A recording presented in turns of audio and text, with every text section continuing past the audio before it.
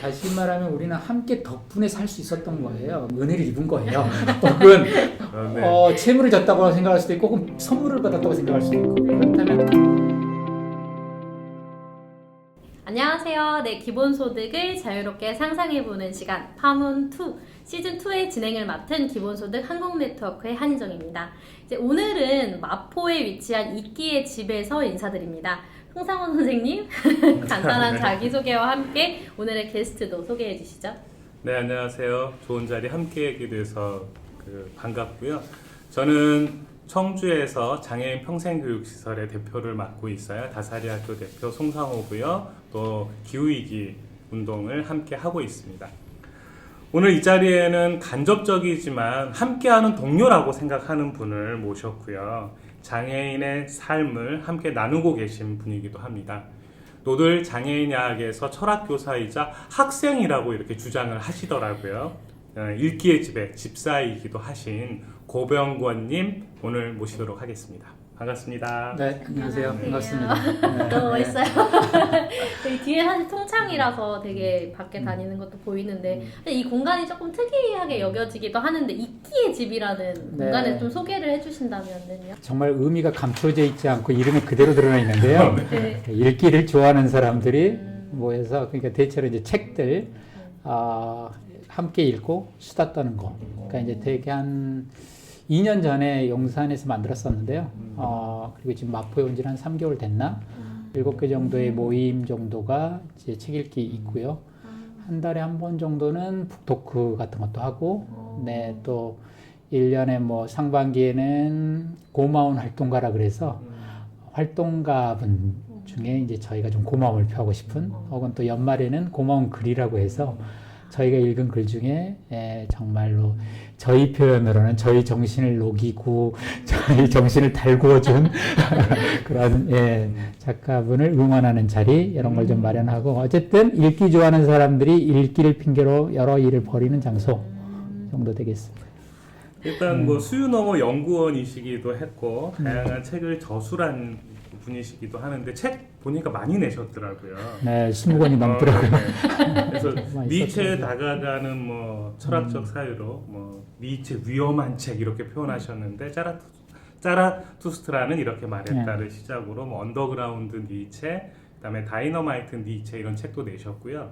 또 마르크스 자본을 분석하셔가지고 무려 12권의 책을 그 시리즈로 저술하시기도 했어요. 보니까 그리고 에세이집으로 묵묵 사람을 목격한 사람이라는 그 책을 쓰시기도 했는데 이 책 제목부터가 이제 작가님의 삶이 좀 느껴지기는 해요. 물론 이제 마르크스 철학이야 그 당시로서는 많은 분들이 연구하고 분석했었는데 제가 좀 독특하게 좀 생각하는 것은 하필이면 왜 니체를 사유하게 되었을까 이런 게 궁금하더라고요.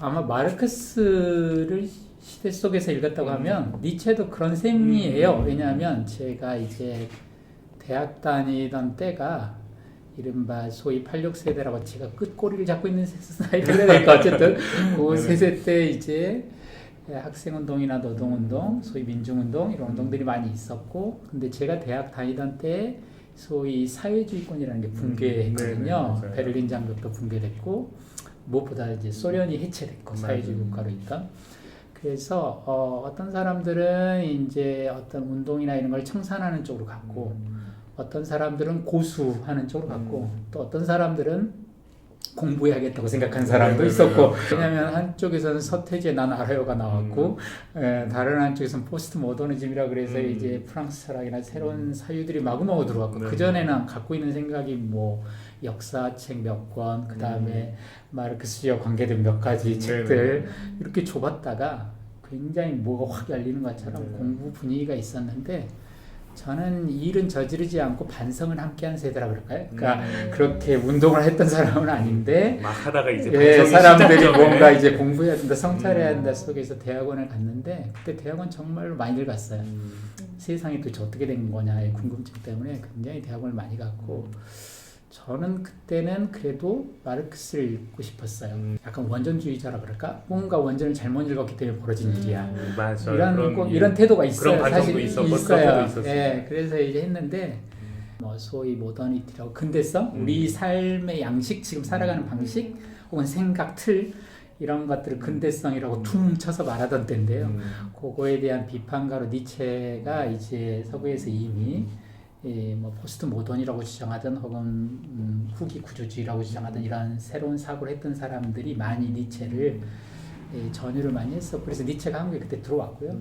이제 뭐 여러 뭐 사정이 좀 있었지만 어쨌든 한마디로 말하면 니체한테 이제 반한 거죠. 받고 그때 저는 되게 깊이 있게 읽어야 된다는 생각에 빠져 있었는데 니체를 읽고 나서 내가 깊어지는 게 아니라 무거워지고 있었다는 걸 알았고 니체는 굉장히 가볍지만 단단한 말을 하고 있었고 그래서 이제 또 삶의 스타일이 굉장히 다르고 비판의 스타일이 그런데도 마르크스와 통하는 점은 근대 가치 평가, 그러니까 뭐라 그러지? 우리 가치 있다고 생각하는 거고 가치 없다고 생각하는 게 마르크스도 니체도 다 물구나무 서 있다고 표현했거든요. 그냥 우리 일상적인 용어로 말하면 천박한 것이 귀한 대접을 받고 있고 귀한 대접을 받는 것이 천하게 취급받고 있다. 둘 다 그렇게 생각한 거예요. 그래서 마르크스는 정치경제학에서 가치가 뒤집혀 있다고 생각을 해서 가치론 비판을 했던 것 같고 니체는 도덕에 대해서 그런 생각을 했고 근데 이제 저는 이제 쭉 지내면서 그런 생각을 더 했는데 사회의 어떤 경제 질서나 지혜도 못지않게 삶의 양식이라 그럴까요? 어떻게 삶을 살고 그렇죠. 꾸려나가는가 특히 차별받고 억압받는 사람들에게 니체가 꽤 도움이 된다고 생각했어요. 그러니까 엘리트들이나 권력 있는 애들이 니체 읽으면 되게 재수없게 가거든요. 무엇보다 저는 근데 가난하고 억압받는 사람들이 그걸 가져야 한다고 생각해요. 자꾸 위에를 올려다보지 말고 내려다보는 훈련을 해야 하고 우리가 또 우리 안에 그게 귀하다 우리가 라고 그 소위 부르자적 삶의 양식이라고 하는 것이 좀 다운배쳐서 천박한 것이고 어떤 의미에서 우리한테 되게 귀한 것이 있고 우리 안에 우리를 넘어서는 게 있고 특히 억압받는 사람들에게 그런 사고가 필요하다고 저는 생각해요. 근데 그런 생각이 이제 니체를 더 빠져들게 하지 않았을까 이런 생각을 합니다. 뭐 니체에 대해서 이야기를 해주셨는데 작가님께서 또 다른 출판사랑 인터뷰 해주신 걸 보면은 읽고 그리고 뭐 쓰고 그리고 말할 일이 있을 때 이제 말하고 살 것 같다 이렇게 표현을 해주셨었어요. 되게 인상적이었는데 이제 어떤 공부하고 사유하고 글 쓰는 게 삶에 되게 중요한 부분이신 것 같은데 왜 그게 어떤 의미에서 중요하게 됐는지. 그러니까 처음에는 아마 지금 이걸 찍고 계시는 촬영하시는 감독님도 마찬가지일 거고 어떤 게 좋아요. 그게 정말 그보다 더 좋은 거를 못 찾은 거예요. 그러니까 저한테는 좁은 의미의 말과 글을 다루고 생각 사유에 대해서 다루는 일이 기뻤던 것 같아요. 읽고 쓰는 것만큼 더 뭐랄까 즐거움을 주는 일을 못 찾았던 것 같아요. 그렇게 이제 빨려든 것 같기는 합니다. 근데 이제 분명히 그런 면에서 보면 그 읽는 것도 마치 영화를 볼 때의 쾌감처럼 어떤 쾌감이 있고 쓰는 것도 무슨 게임이나 이런 거 하듯이 어떤 쾌감이 있어요. 쓰는 것 속에서 물론 게임하다가 안 풀리면 막 기기를 때릴 듯이 부수고 이런 것처럼 어떤 글 쓰다가도 쾌감이라는 게 한없이 기쁜 게 아니고 어떤 그러니까 힘든 것 속에서 기쁠 때 확 쾌감이 크니까요. 근데 이제 제가 사실은 이제 더 뭐랄까 이렇게 이제 살게 되는 것 더 들어가게 된 이유는 요 기쁨과 슬픔 좀 다른 게 있는 것 같아요.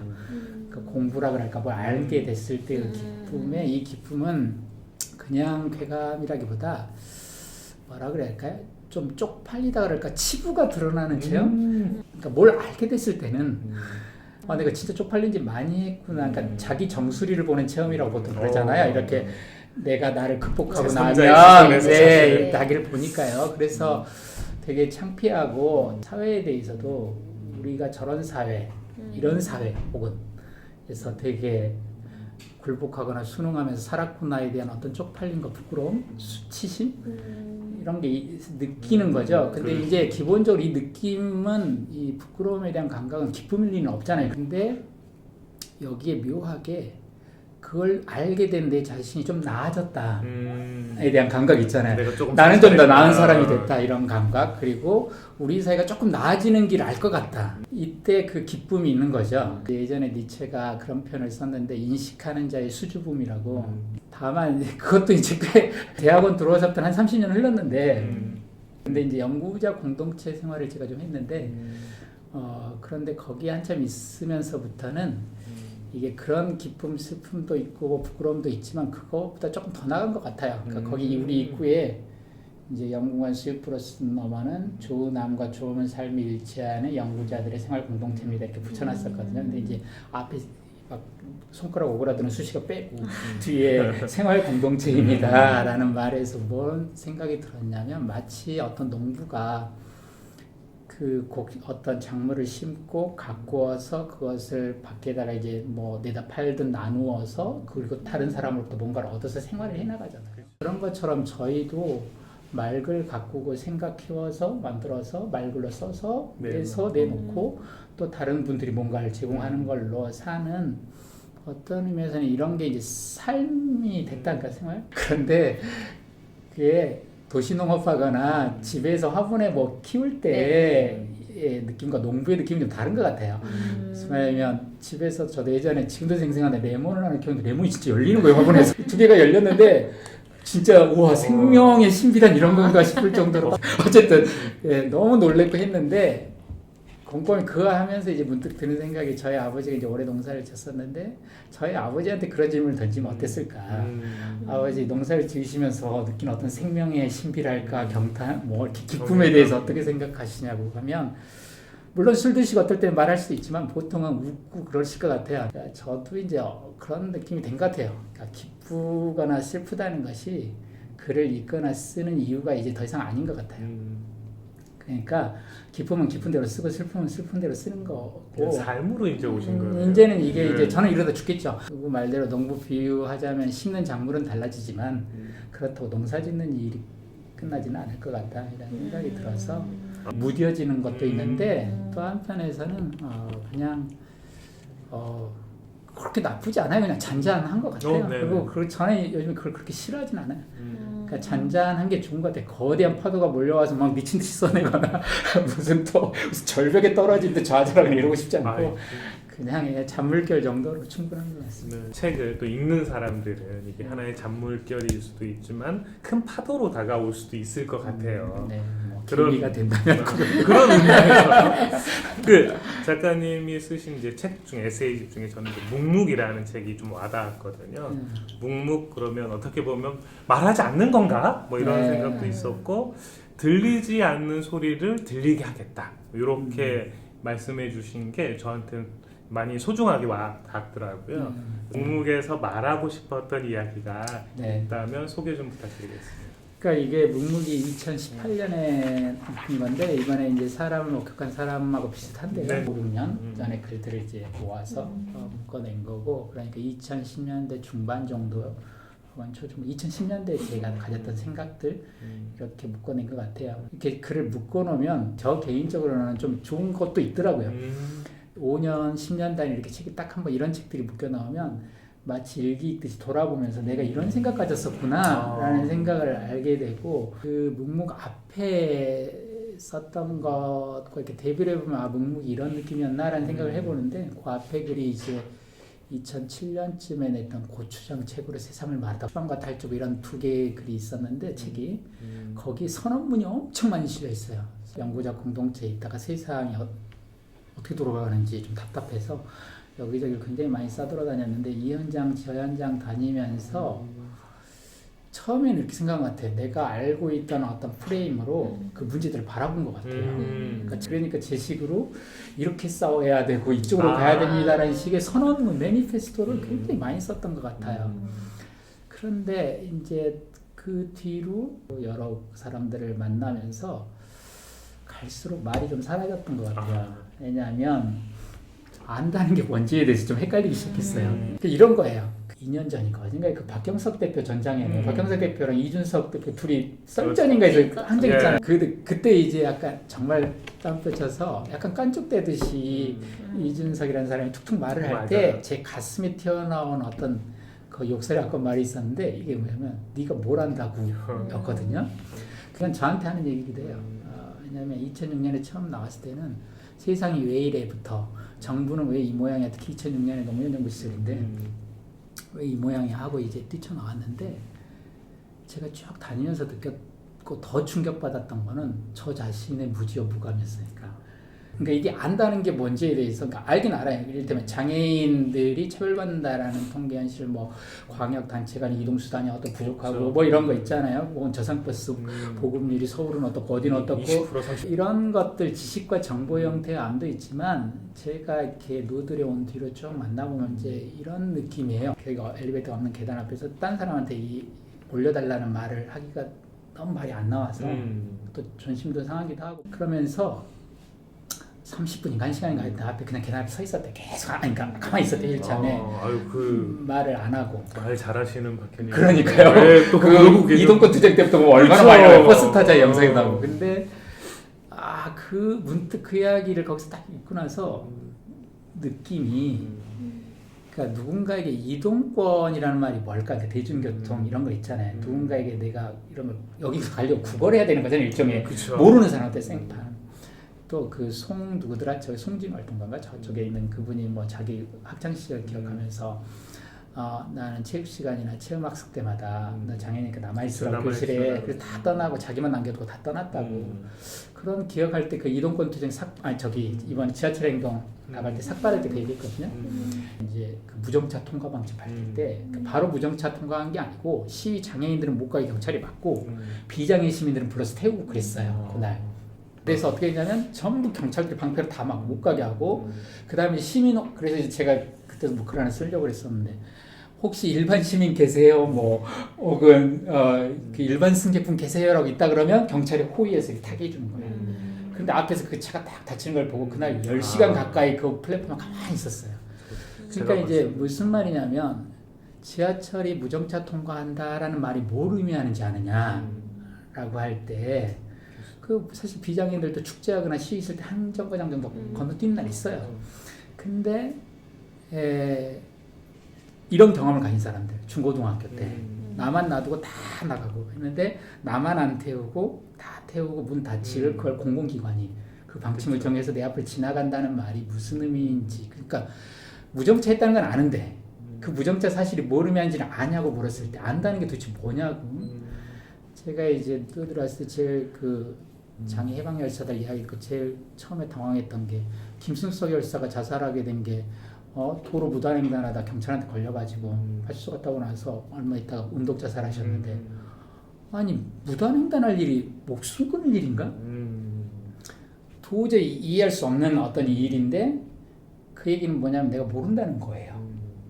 그게 그럴 일이라는 거예요. 왜냐하면 얼마나 많은 일들이 누적되어 있는지에 대해서 그렇죠. 모르니까. 그러니까 이제 그때 박경석 대표하고 이준석 그때 국민의힘 대표가 할 때 네가 뭘 하냐란 말이 이렇게 있는 거죠. 그러니까 이제 돌아오면 제가 2006년 이렇게 쭉 돌아다니면서 내가 알고 있는 지식이 아는 게 아니구나를 그러니까 내가 도대체 안다는 게 뭐지?에 대한 생각이 굉장히 많이 들었고 말을 사실은 잃어간 것 같아요. 그래서 이제 그 뒤부터는 그러다 보니까 이제 주로 많이 이야기를 듣게 됐고 방금 이런 이야기.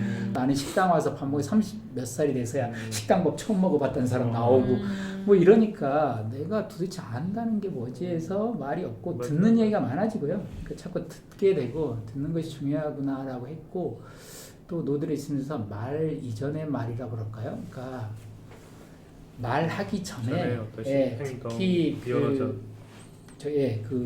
뇌병변 장애인들 말하기 전에 눈이 이렇게 불안해지거든요. 그리고 이렇게 몸이 굉장히 찔리고 하다가 나오잖아요, 말이. 뭔가 에너지를 다 쏟아야 그 이전에 이제 그러니까 말이 아직 시작 안 됐는데 어떤 말이 시작된 거예요. 그리고 조금 더 나아가면 어떤 우리가 대화할 때 공기 같은 거. 말 이전에 벌써 누군가 이 사람이 내 사람이 아니다 하면 벌써 얼어붙잖아요. 신체의 경직성. 이것도 어떤 말이거든요. 신체의 언어인데 이건 말 이전의 말이에요. 그래서 이런 말들 그리고 실없는 말이 안 되는 말들 그러니까 소리를 쳤는데 말로 인정받지 못한 말들 혹은 실없다고 의미 없다고 내쳐진 말들의 소중함이라 그럴까? 이런 걸 조금씩 알게 됐어요. 그래서 이게 그리고 뭐 더 나아가면 이제 말하지 않는 것, 침묵하고 있는 것, 혹은 심지어 비어 있는 것도 굉장히 중요하구나. 그러니까 비어 있다는 게 없다는 게 아니라 있는 것 형식 누군가에게는 누군가의 빈자리가 그 사람의 삶을 크게 뒤흔드는구나.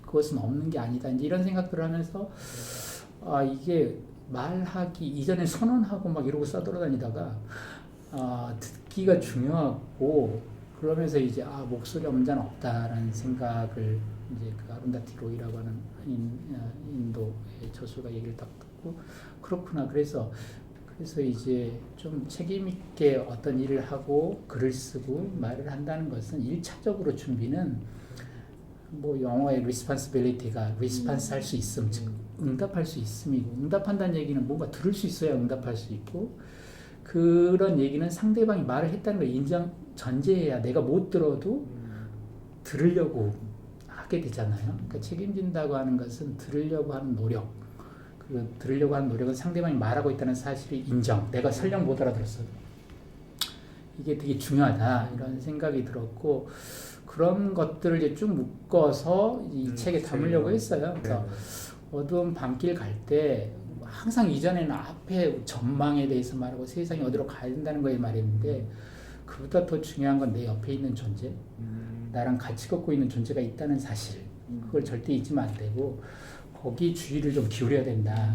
그것이 이제 무기 의미하는 바다라고 생각을 해서 중간에도 얘기가 나왔지만 그 노들 장애인 이야기 사실 그 안에서 선생님이 이제 철학 교사이자 학생으로서 서로 배우는 그런 공간일 텐데 그 노들 야학에서 수업하시게 된 어떤 계기 그리고 또 노들 야학에서 철학 교사이자 학생이라고 하시는 그런 거에 그러니까 노들야학은 처음에 이제 2008년에 가게 됐는데요. 말씀드린 것처럼 2006년부터 여기저기를 참 많이 쌓아 돌아다녔어요. 그러던 중에 한국 사회에서 좀 흥미로운 재단 운동이 시작됐는데 그게 이제 현장 인문학이라고 하는 건데요. 지금도 그렇지만 인문학이 사회에서는 좀 쓸모없는 학문으로 별로 인기가 없는 이제 인문학에 돈 좀 달라고 하도 뭐 대학들이 아우성 칠 때인데 정반대로 돈보다 인문학이 필요하다고 말하는 소수의 그룹들이 있었고 그 사람들하고 이제 제가 연이 닿아서 이제 그 가난한 사람들에게 인문학이 필요할지 모른다, 도움이 될지 모른다. 왜냐하면 일단은 워낙 이 지배 체제가 가난한 사람들을 자포자기하게 만들거든요. 그래서 뭘 싸워서 지는 게 아니고 싸우려는 욕구도 생기지 않게 만들어요. 정말 삶의 의지를 바닥으로 끌어내리거든요. 그래서 그 문제를 사회 문제화하고 자기 문제가 아니라 그런 의미에서 어쨌든 자기 1차적으로는 삶의 의지를 불러일으키고 시든 뭐 소설이 좋은데 일으키고 조금 더 나아가면 일단 싸움이 붙으면 말을 잘해야 되거든요. 국민청원 게시판에 글을 잘 써야 되고 공무원 앞에서 쏟아내기를 해야 되고 그때 인문학이 좀 뭔가 도움이 될 수 있다. 인문학은 돈은 못 주지만 말은 조금 도움이 될 수 있다. 이런 이제 맥락에서 현장 인문학을 했고 인권연대라고 하는 단체가 교도소에서 인문학을 오랫동안 했고 저희 동료들은 이제 그때 사회복지법 윙이라고 지금 이제 성노동자겠지만 그때 이제 탈성매매여성이라고 불렀는데 그분들의 공동체에서 인문학 작업하고 이제 인문학 운동을 막 펼칠 텐데 그때 노들야학에서 이제 선생님 두 분이 와서 장애인에게도 인문학을 했으면 좋겠다고 두 분이 오셔서 갔죠. 가서 2008년에 처음으로 강의를 했고 강의가 아주 인상적이었어요. 첫 강의인데 야학에서 안 하고 서울교육청 앞으로 오라고 그래서 갔더니 막 싸움이 붙었는데 그러고 나서 7시 되니까 저한테 갑자기 철학 수업 하라고 강의하라고 해서 거기서 에티카를 읽었던 기억이 납니다. 아주 정경과 경찰과 그 저기 장애인들 사이에 딱 서서 그 기억하고 2년 동안 이제 동료들하고 뭐 문학도 하고 역사도 하고 철학도 하고 영화 뭐 사진 미술 이런 강의들로 2년간 했어요. 2010년부터는 아예 정규 과목으로 이제 들어가서 제가 들어가서 수업을 했죠. 그러니까 말 그대로 이제 교사로 간 것이고요. 교사로 갔는데 돌이켜 보면 그러니까 저는 솔직하게 말하면 거기 노들야학의 그 지금도 홈페이지는 있고 이제 복도에는 뗐는데 복도에 원래 붙어있던 게 그 있잖아요. 출처도 애매한 치아파스 원주민이니까. 네네 맞아요. 당신 우리 도로 왔으면 뭐 하여튼 시간 낭비하는 거고 네 해방이 우리 해방하고 뭐 열다면 함께 일해봅시다 뭐 이런 거잖아요. 근데 솔직히 말하면 저는 저의 해방이 장애인들의 해방과 맞닿아 있다고 생각하기 때문에 간 게 아니에요. 일종의 복지 서비스 같은 거고 사회 서비스. 인문학을 한편은 현장 인문학의 문제의식 가난한 사람들에게 도움이 된다. 또 하나는 최소한으로 말해도 이거 부자들만 하긴 아깝다. 왜 장애인이 인문학을 못 누리냐. 이런 생각이 있는 거죠. 그래서 겉으로 뭐라고 포장했지만 마음속에는 장애인에 뭔가 베푸는 마음이 있는 거죠. 그 생각나네요. 그 노들이 가장 오래 다닌 분이 그 박경석 선생이 아니거든요. 박경석 선생보다 더 오래 다닌 분이 김명학 선생님이에요. 그리고 김명학 선생님은 지금도 학생이면서 교장이에요. 그런데 김명학 선생한테 지난번에 30주년 됐을 때 제가 인터뷰를 하면서 제일 오래 배운 거잖아요. 노들에서. 노들의 배움이 가장 큰 건 뭐냐고 30년이나 배워봤으니까. 예전에는 내가 이 비장애인처럼 살아보려고 진짜 애 많이 썼다. 많이 썼는데 예, 안 되더라고. 노들 대학 다니고 나서 알게 됐다고. 아, 내가 장애인으로 바꿔야 되는 게 아니 비장애인처럼 바꿔야 되는 게 아니고 비장애인 중심주의 사회가 바뀌어야 된다고.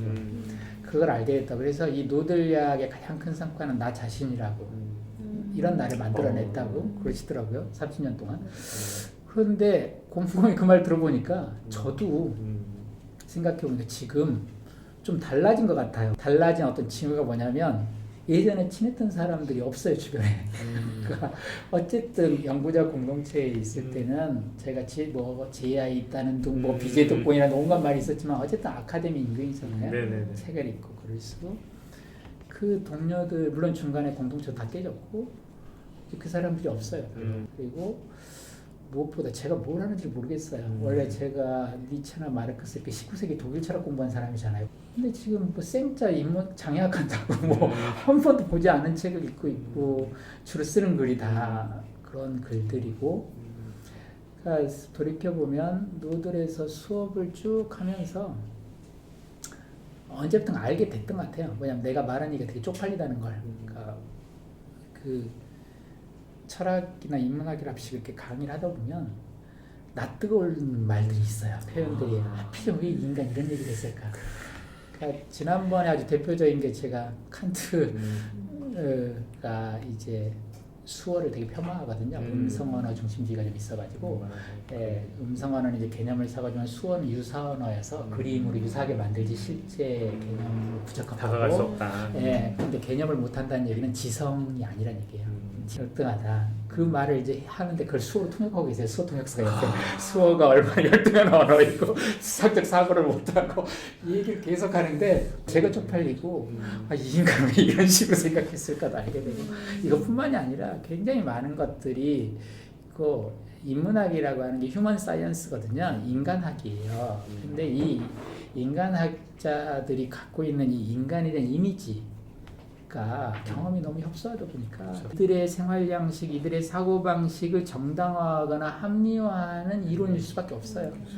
그래서 제가 요즘 가는 곳마다 말하는데 비인간 중심주의란 말을 비장애 중심주의란 말을 참 많이 쓰는데 여기는 비장애 중심주의도 아니고 비장애주의라고 중심은 그래도 주변이라도 있다는 얘기인데 그래서 언제부턴가 제가 말을 할 때 학생들보다 저 자신을 보는 경우가 많고 제가 공부해온 것들을 자꾸 보게 되고 제가 공부해온 것과 자꾸 불화를 겪게 되고 그래서 이제 이런 내가 어디서 왔을까라고 보면 내가 온 건 노들밖에 없으니까 노들에서 일어난 일이다라고 하고 실제로 많은 사람들이 착각하는 게 많은 대부분의 일반적인 소위 비장애인 다니는 학교는 교사들은 그대로 있고 수많은 학생들이 거쳐가잖아요. 근데 노들약은 방금 김명학 선생이 얘기했지만 학생들은 그대로 있고 갈 데도 없어요. 학생들이 계속 들어왔다 나가는 거예요. 뭐 봉사 동아리에서 왔다는 둥, 뭐 처음엔 소박감하고 직장인 하다가 뭐 도덕 마일리지라도 좀 쌓아볼까 하고 왔겠죠. 와서 뭐 했는데 이 사람들이 바뀌는 거예요. 물론 김명학 선생처럼 장애도 바뀌죠. 많은 활동가들이 노들 출신이거나 노들 학생이고 어쨌든 직간접적으로 노들 관계가 있잖아요. 그런 점에서 학생들도 크게 바뀌었지만 얼마나 많은 교사들이 바뀌었는지 모르고 그거 하나가 저라고 생각하고 그래서 저도 노들의 생산물이다. 그러니까 교사란 이름의 학생이다. 여기서 배움을 얻었으니까. 이렇게. 그런 의미에서 최근에도 책을 쓰셨더라고요. 사람을 목격한 사람. 맞아요. 장애인, 이주민, 아픈 사람, 비인간 동물까지도 이렇게 표현을 좀 해주신 것 같은데 평범하지만 가난할 수밖에 없는 사람들의 시선으로 봤을 때 한국 사회는 어떠한 한계, 또 문제점 뭐 이런 게 있을지. 예전에는 이런 질문에 참 겁도 없이 막 대답했던 거 같아요. 그래요, 그렇죠. 사물을 그렇게 이제 잘 못 보게 된 것 같아요. 이렇게 한국 사회 문제가 뭐냐는 잘 모르겠어요. 솔직히. 근데 이제 다만 제 방법론이라 그럴까? 그러니까 저는 어떤 문제나 사안을 테두리에서 보려고 해요.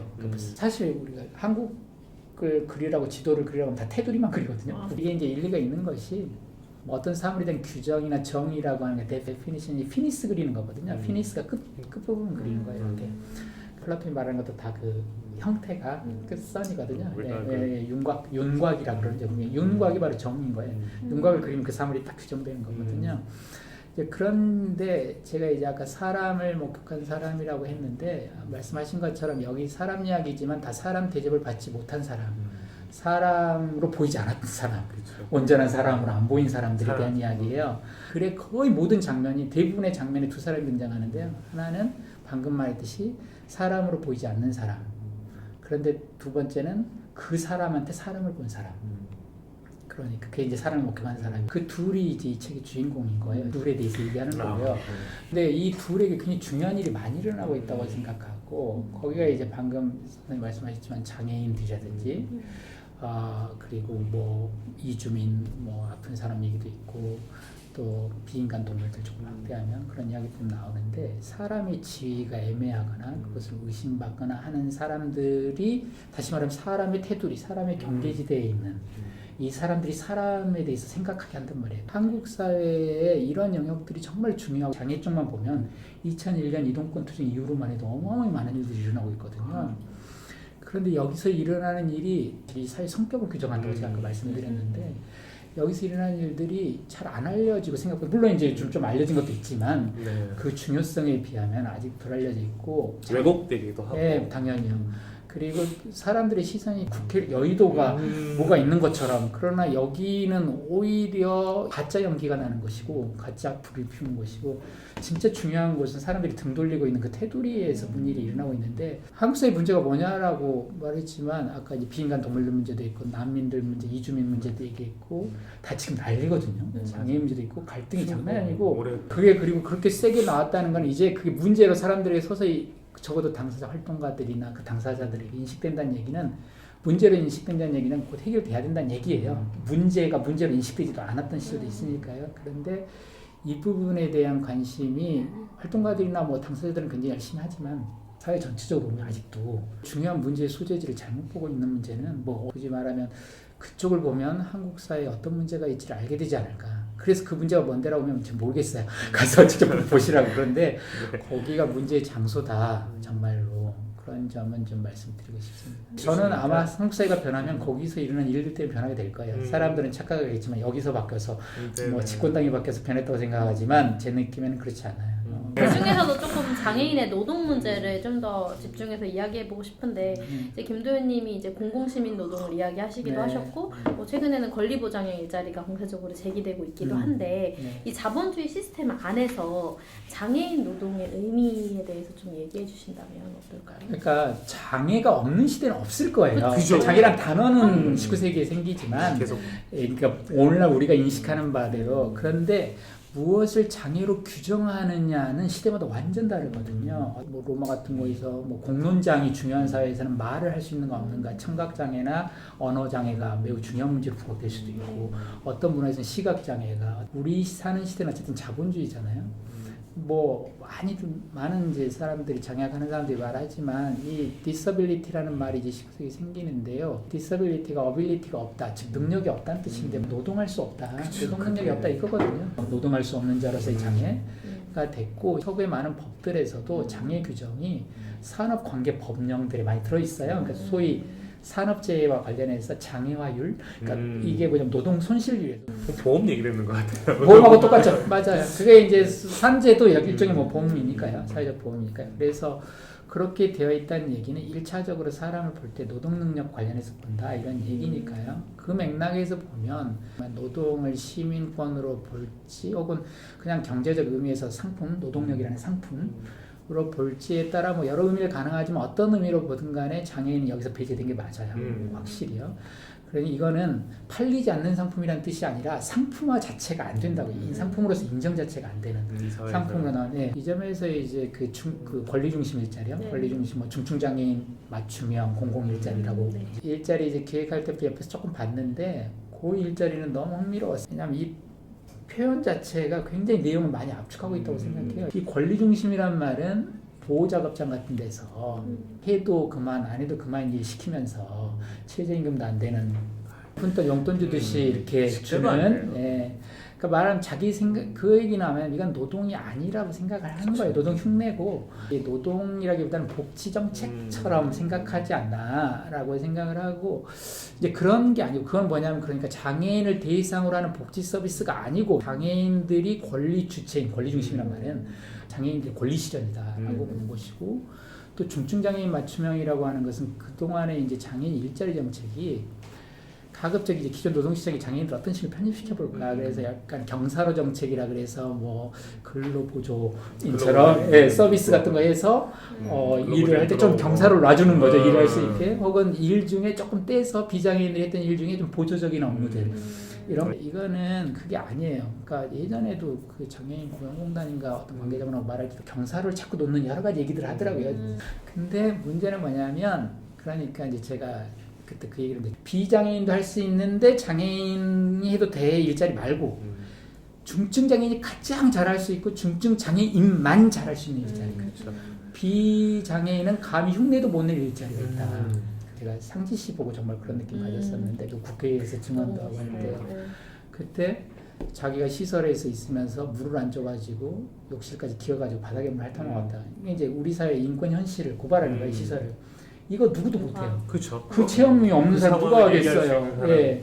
그리고 그 저희도 이제 문화예술 일자리들이 있잖아요. 네. 권리중심 일자리 중에 그건 노래를 잘하고부터 떠나서 저 소리와 저 몸짓이 아니면 아무도 흉내를 낼 수 힘이 될 수 없어요. 의미도 없고요. 네.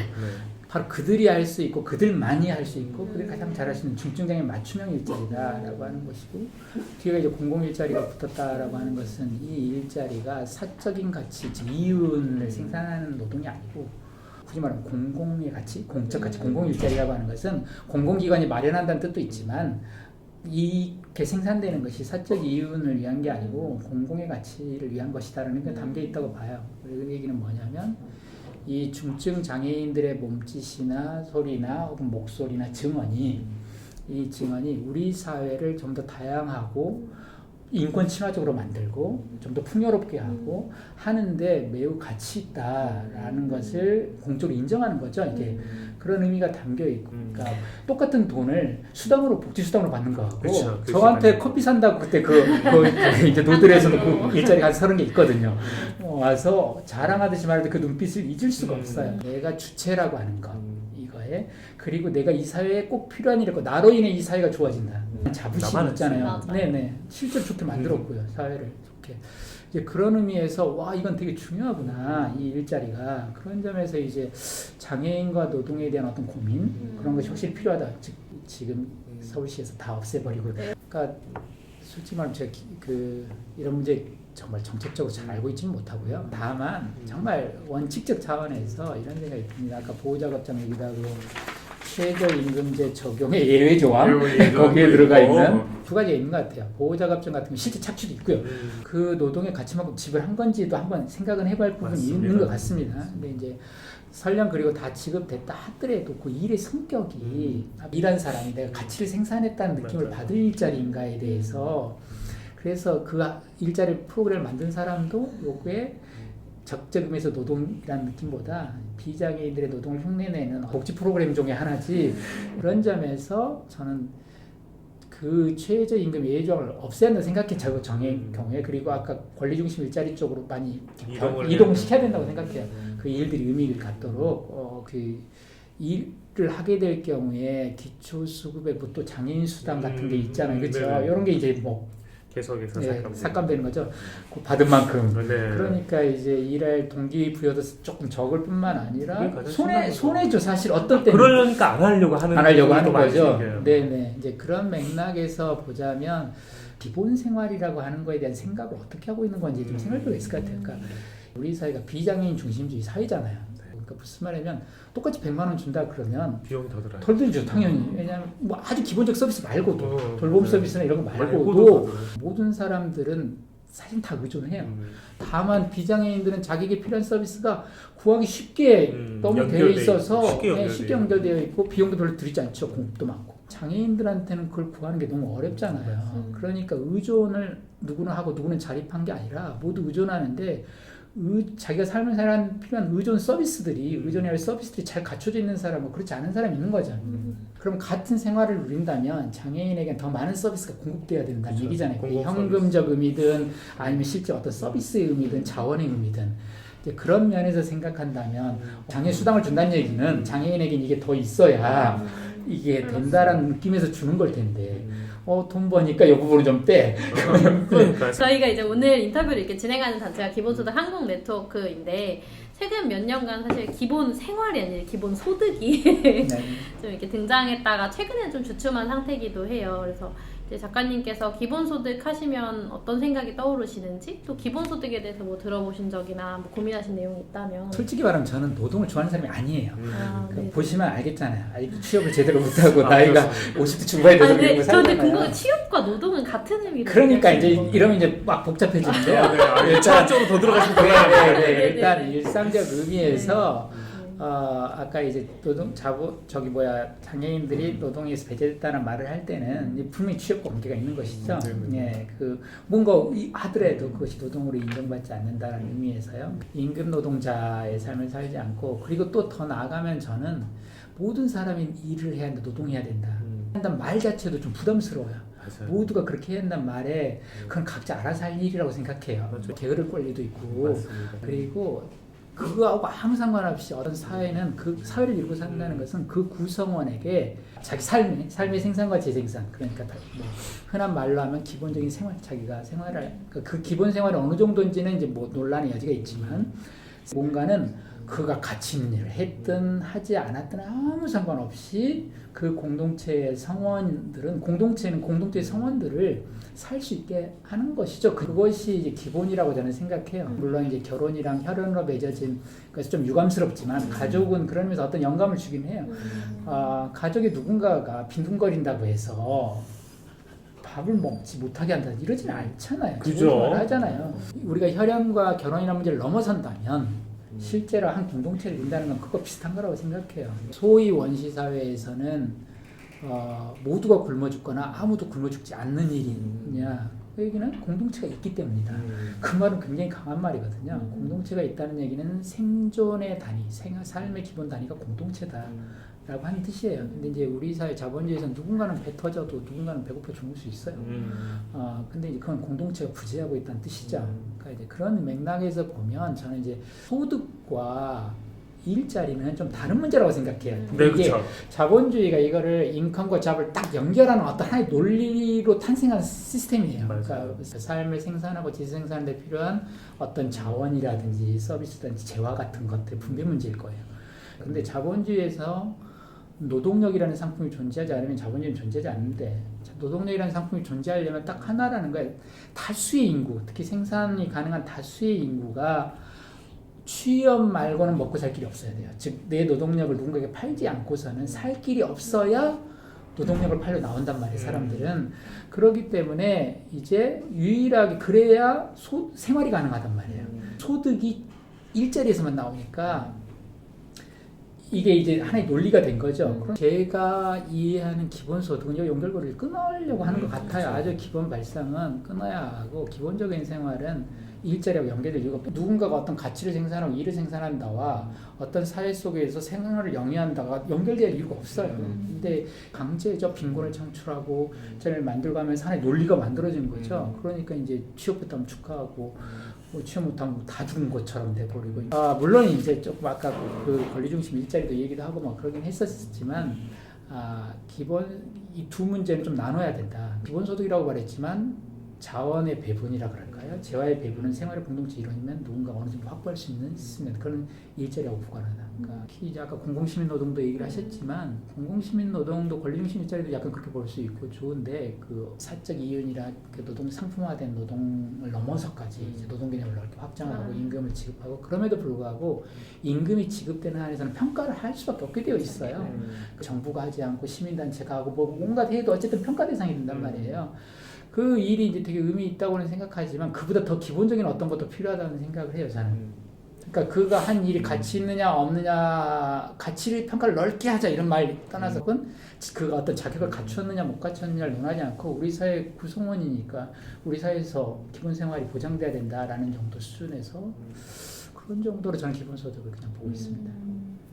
기본소득하면 장애인계나 소수자 분들이 오히려 이제 경제적 약자분들이 이 부담스러워하는 경우도 있어요. 왜냐면 뭐 이런 기본 보편적 기본소득, 보편적 복지가 됐을 때 선별적 복지가 좀 약화되는 건 아닌가, 뭐 이런 우려 지점들도 좀 있는데 일단 이 사회적 소수자 또는 뭐 장애인 또는 노약자 뭐 이렇게 그 이 사회에서 배제되어 있는 분들에게 기본소득이 갖는 어떤 철학적 의미를 부여한다면 말씀을 드린 맥락에서만 보자면 그거는 정말 보편적 권리이고 사회 구성원 누구에게나 돼야 된다고 생각해요. 근데 이제 말씀드렸지만 보편적으로 누구에게나 기본 생활이 가능해야 한다는 말이 비장애 중심주의 사회라는 말하고 겹쳐졌을 때 갖는 의미가 있을까라는 거냐. 그렇죠. 그건 또 다른 거죠. 그렇죠. 그러니까 제가 이제 우리가 보편적으로 기본 생활이 보장돼야 한다는 누구도라고 했는데 누구 말대로 출발점이 다르단 말이에요. 그렇죠. 그러니까 정말 신경 써야 할 것은 똑같이 고정액을 똑같이 나눠줘. 그러면 이제 당연히 안 맞다고 생각해요. 그러면 기본 소득이라는 말로 기본 소득을 낳은 아이디어, 발상이 뭐냐가 돈을 기본적으로 주자는 뜻이 아니라 삶을 기본적으로 보장하자라는 그렇죠. 뜻이라면 그렇다고 한다면 기본적 삶을 보장을 위해서 사람들은 다 저마다 다른 조건에 있기 때문에 그걸 맞춰주는 일이 있어야 되고 그것은 누군가에겐 더 지원해야 하고 더 많은 서비스를 갖춰야 하고 그래서 이제 선별적 복지란 말 자체는 사실 저는 별로 좋아하지 않아요. 왜냐하면 그건 마치 어떤 특정 집단이 우리 사회에 특별한 혜택을 봐야 되는 것처럼 말을 하는 거거든요. 네. 근데 말씀드렸지만 그거는 비장애인들도 사실 어마어마하게 이 시스템에 의존하고 있다는 사실을 감춰요. 장애인들만 뭔가 의존하고 있는 것처럼 말을 그렇게 만들어지고 장애인들이 이렇게 사는 것이 마땅히 갖춰줘야 할 서비스나 복지가 안 갖춰지고 또 우리 사회는 그걸 통해서 유지되고 발전되는 사회예요. 그러니까 무슨 말이냐면 이를테면 지하철에서 지난 수십 년간 엘리베이터를 설치하지 않는 조건으로 성장해온 경제라고요. 이 사람들이 특별하게 의존적인 게 아니에요. 근데 선별복지란 말은 그렇게 만들고 그래서 더 줘야 된다고 말하는 것 같지만 이 사람들이 이 사회 짐이라는 말하고 큰 차이가 없어요.